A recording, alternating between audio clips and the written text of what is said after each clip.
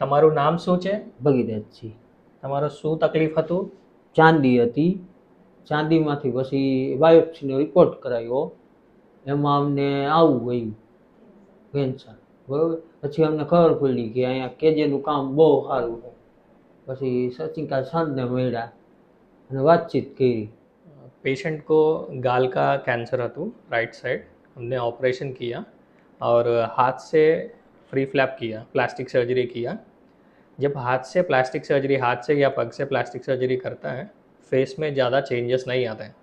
Patient को भी लगभग 1 महीने से ज़्यादा टाइम हो गया। अभी पेशेंट अच्छा सा बात कर रहे, खाना पीना नॉर्मल से है। ऑपरेशन से पहले जैसा जीवन है अभी भी वैसा ही है।